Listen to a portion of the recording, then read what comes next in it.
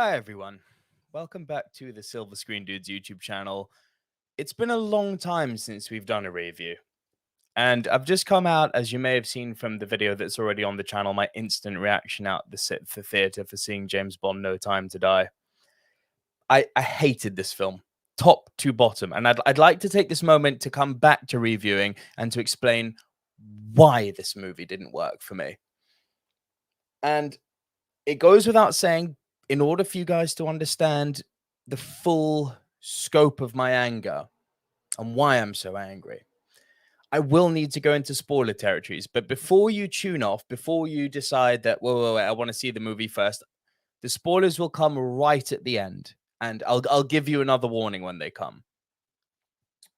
But I'd like to start by, I'll do my best to give a balanced review here. I'm still quite emotional about this. I'm a diehard movie fan, and movies can, of course, trigger quite serious emotions of fear, of love, of excitement, all the above and everything not mentioned.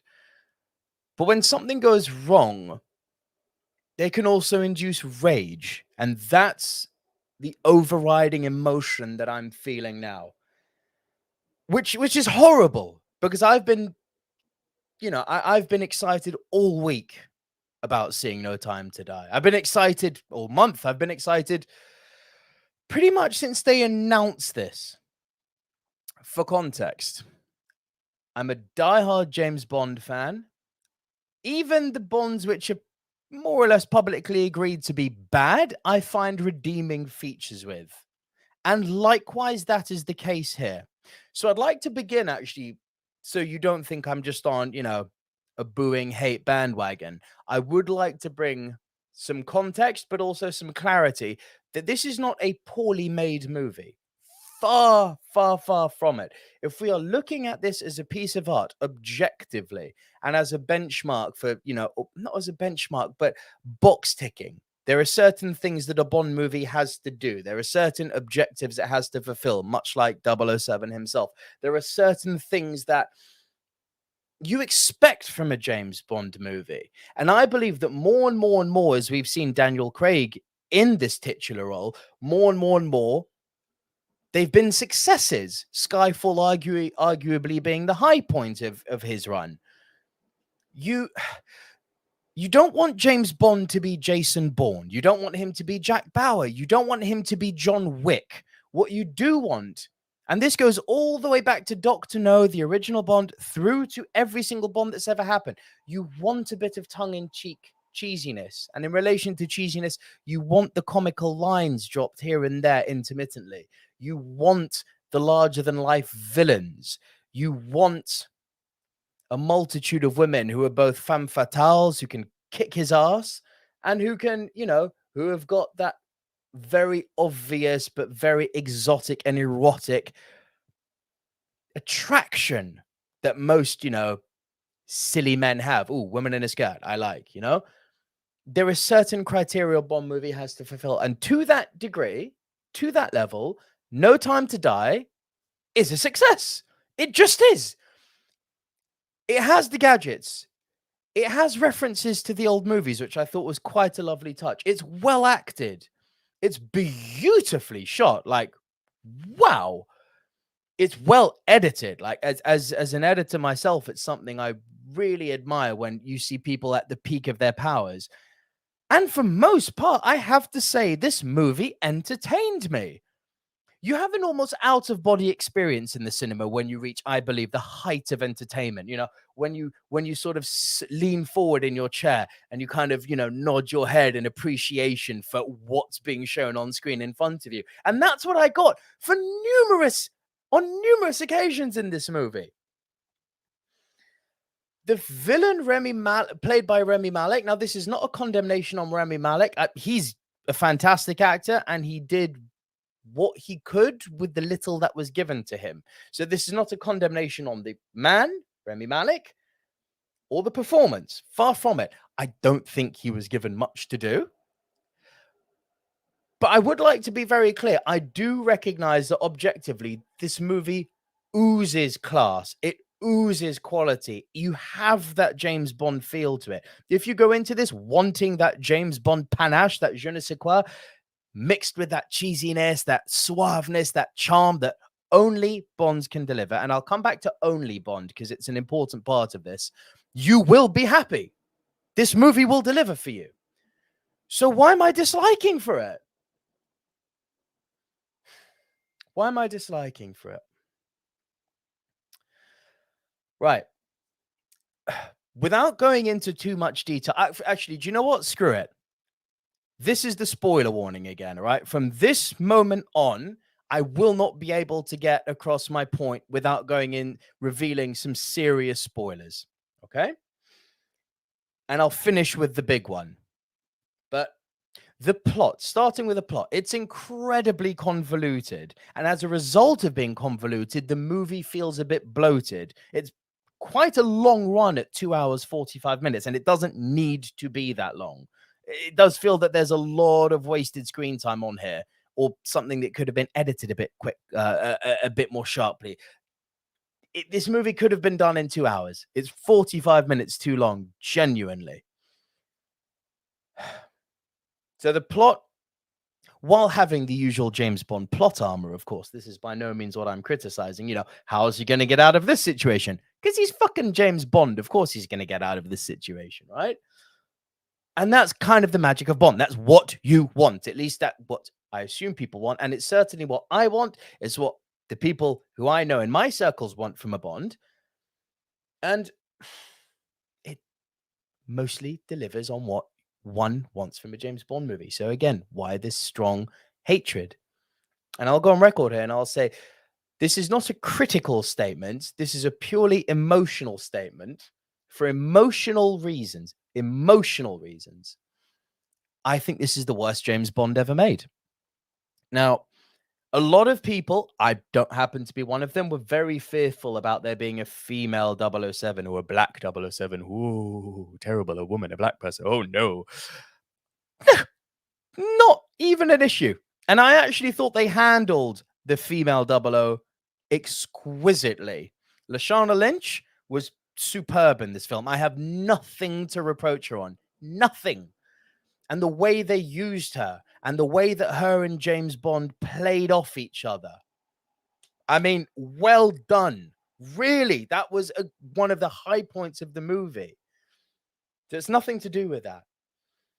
There are certain things I believe one should not do. And I'm going to give the big one away now. So this is final spoiler territory here now, okay? Final warning. They kill James Bond. They killed James Bond. And I've seen people online saying, oh, you know, it's humanized him. And at the same time, it's made him immortal because his reasons for dying are to save his one love. Sure. You could have done that without killing him. And the biggest disrespect that I felt as a Bond fan as a result of them killing him was that they breezed over it like it was nothing. There are 2 scenes after he dies. Two scenes. Lashana Lynch, Ray Fiennes, who is again brilliant, Naomi Harris, so Moneypenny, M, the new 00, Q. They're gathered in M's office. They do a little clink of the glass to recognize him and say, back to work. Now, I appreciate that being 00 is just a number. And that in reality, if you were a Secret Service agent, I imagine you wouldn't get a big fanfare celebration, at least not a huge public one. But the movie has made a very, very, I believe, uncalculated choice to kill a character that they had no business killing. No business killing him. I'm trying to get my words out, and I'm actually raging still that they've gone and killed him. They had no business killing him. You didn't need to kill him in order to show his humanity, because the movie very cleverly weaves in emotional beats. And it makes you feel what he's feeling. It humanizes him throughout the movie. There was no need to kill him. And I don't want to make this a Britain versus the rest of the world argument. But I've been on the phone to a few people since walking out the theater, and I've said to all of them, listen, there's a massive spoiler at the end. It's game changing. I'm in a rage about it. And they were like, tell me. I'm like, are you sure? It's the ending of the film. I've told everyone Bond dies, people who wanted to know, of course. And the reaction across the board, family, friends, they've all been like, nah, fuck it. I'm not seeing it then. And I'm happy with that. I actually do not want this movie to succeed. I would like a clear message to be sent now to say there are certain things you don't do. One of them is you don't fucking kill James Bond. You just don't do it. And I'll come to a confusion, I'll come to the massive confusion that the ending caused in just a moment. But if you're going to do it and you want to do, and I call it cheap heat. It's cheap heat killing off James Bond, trying to be like, oh, wow, we've actually taken the ballsy move to kill him. Okay, if you're going to do that, you better treat it with the emotional gravitas that it deserves. Nope. Breezed over. Completely breezed over. And the final scene, Léa Seydoux, and Bond has a daughter in this, so that further adds to his humanity. It's mum and daughter, and mum saying, let me tell you a story about James Bond. Okay. You cannot kill a character that has been permeating Hollywood for nearly 50 years with 2 scenes. It almost feels like a dismissal. I mean, if you've seen it, by all means, comment below. I would love to know what you think, but I want to go back to this Britain versus the rest of the world, us versus them. You have to understand, if you are non-British, even if you love James Bond, and the more people love him, the better, as far as I'm concerned. We don't have a lot of action stars. We don't have John McClanes. We don't have John Rambos, Jason Bournes, Jack Bauers, John Wicks. A lot of J's in there. We don't have these guys. We've got one. We've got one guy, and he's our guy, and we're lucky enough that the rest of the world has him. And to kill him just feels not only unnecessary, but uncalculated. And of course he's going to come back. It's a multi-billion-dollar franchise. So if people are, oh, yeah, but, he's going to come back. And the movie confirms this. And here's where the confusion comes in. And I'd like to start just before getting into the confusion. I've never been in a cinema. This happened. People raged when they killed him. Like, there was a unanimous chorus of booing in the cinema. I've been in a cinema where people have applauded before. Never booed. Outright violent, toxic booing. And I get it. The movie had no business doing that. But, you have that smidgen of hope because every Bond movie ends. James Bond will return. But you've just killed him. And we all know he's going to come back. We all know that he's going to come back. We all know that this is a multi-billion-dollar franchise. We all know that Universal and Aeon Productions are not so stupid that they're just going to end James Bond. Where the series goes from here is open to question. What's obviously clear is that they're going to reset the timeline. Why? Because they just killed Bond. The disrespect shown to kill him off and then just breeze over it in 2 scenes. The rage I'm feeling about that creative choice. And I'm sure for a lot of people it will work. And this may be completely overzealous of me to estimate, to assume this. One says don't assume. But I genuinely believe that if you aren't British, you'll give it a pass and think, it's a franchise, he'll come back, and of course he will. But I genuinely believe if you are British, this isn't going to sit well with you. You may not feel the rage that I'm currently feeling. You may not feel the rage that I just witnessed in the cinema. And rage it was. Rage to the degree where there was popcorn being thrown at the screen. There was drinks being thrown at the screen. People got angry. 2 people actually had to be escorted out of the cinema.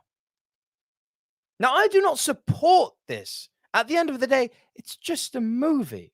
There's absolutely no call for wrecking a cinema auditorium. There's no call for resorting to such violence whereby you actually physically have to be escorted off the premises. That's ridiculous. But I get the anger. I don't excuse the behavior, but I get the anger. I completely get the anger. There's no cause for it. Cheap heat. It's cheap heat. It's cheap emotional heat.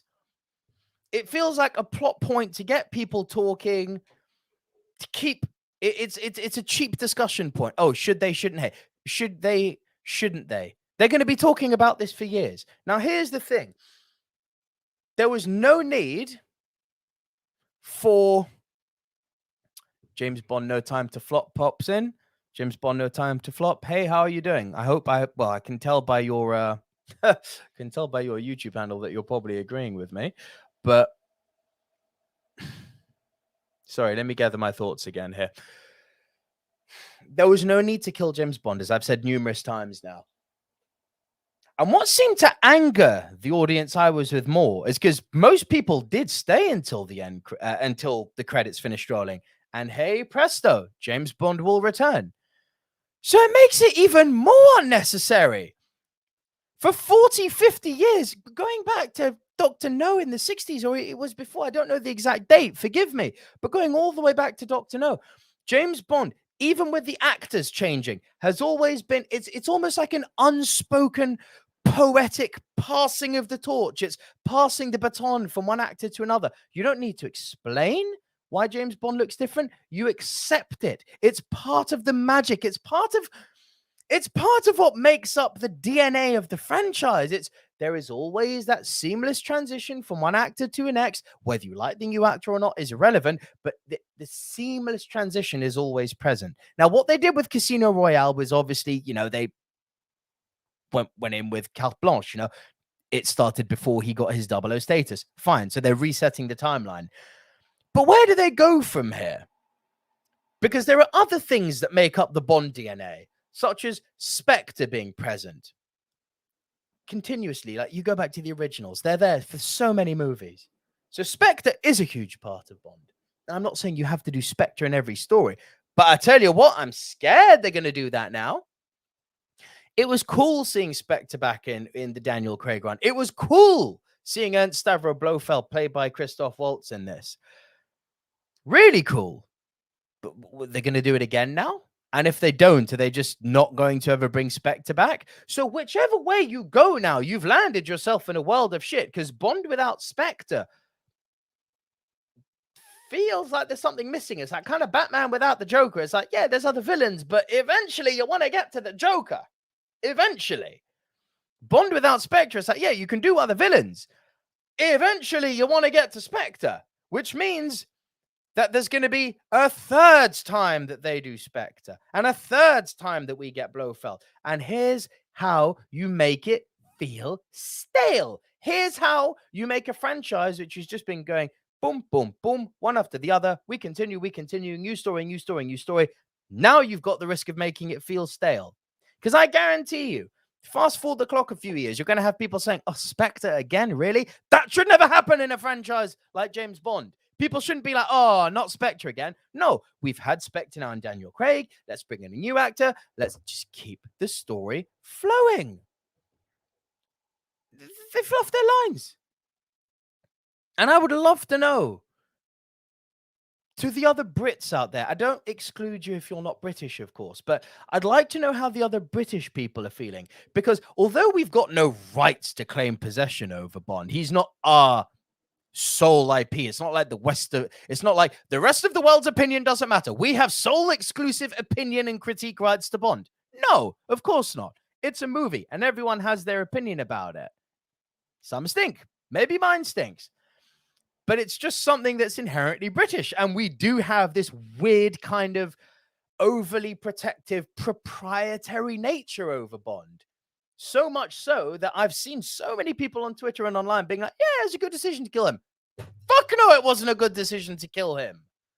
And surely enough, the people who I've just in the last hour opened into a quick twittered back and forth Discord with, hey, where are you from? America. Hey, where are you from? Germany. Da, da, da. No one's British. And the British people I've spoken to rage, as exemplified by the booing that permeated the cinema.